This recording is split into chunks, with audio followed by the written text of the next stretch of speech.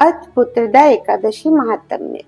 धर्मराज युधिष्ठिर बोले कि हे भगवान, अब आप मुझे श्रावण माह के शुक्ल पक्ष की एकादशी की कथा सुनाइए। इस एकादशी का नाम तथा इसकी विधि क्या है, सो सब कहिए। श्री मधुसूदन भगवान बोले कि हे राजन, अब आप शांति पूर्वक श्रावण माह के शुक्ल पक्ष की एकादशी की कथा सुनिए। इस कथा के श्रवण मात्र से ही वाजपेयी यज्ञ का फल मिलता है। द्वापर युग के प्रारंभ में महिष्मति नाम की नगरी में महिजीत नाम का एक राजा पुत्रहीन था। वह सदैव चिंताग्रस्त रहता था। उसे वह राज्य दुखदायी प्रतीत होता था, क्योंकि पुत्र बिना इस लोक और परलोक दोनों में सुख नहीं है। राजा ने पुत्र की प्राप्ति के बहुत प्रयत्न किए, परंतु वह निष्फल गए।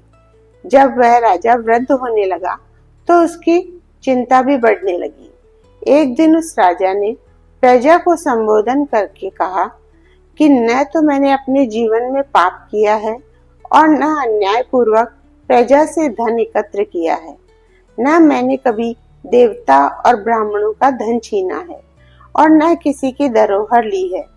मैंने प्रजा को सदैव पुत्र की तरह पाला है। मैंने अपराधियों को पुत्र और बांधुओं की तरह दंड दिए हैं।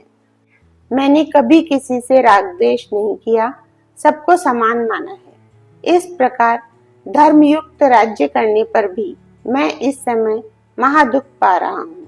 सो क्या कारण है, मेरी कुछ समझ में नहीं आ रहा है।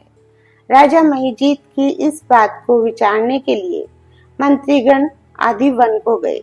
वहां वन में जाकर उन्होंने बड़े बड़े मुनियों के दर्शन किए। उस स्थान पर वयोवृद्ध और धर्म के ज्ञाता महर्षि लोमस जी के पास गए। उन सब ने जाकर महर्षि लोमस जी को यथा योग्य प्रणाम किया और उनके सम्मुख बैठ गए। उनसे विनय करने लगे कि हे देव, हमारे अहोभाग्य है कि हमें आपके दर्शन हुए।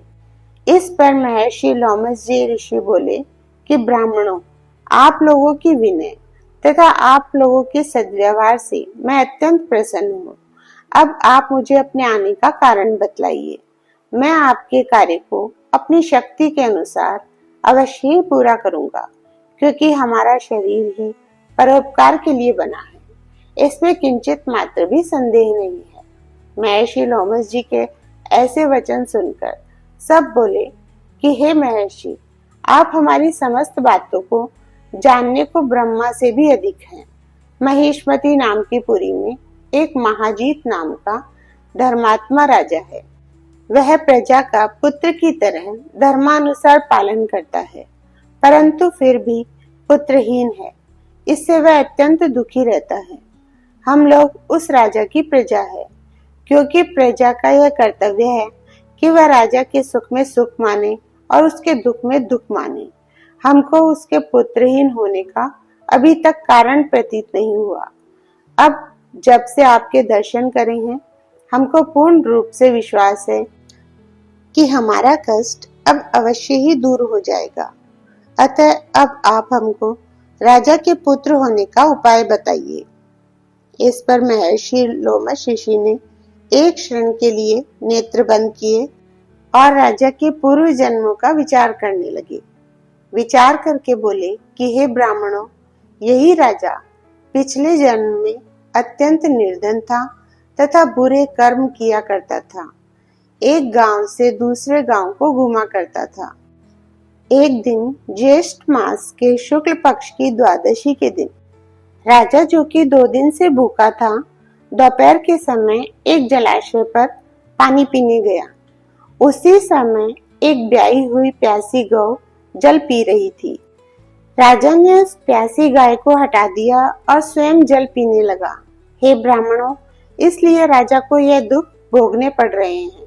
एकादशी के दिन भूखा रहने से उसको राजा होना पड़ा और प्यासी गाय को हटाने से पुत्र के वियोग का दुख भोगना पड़ा।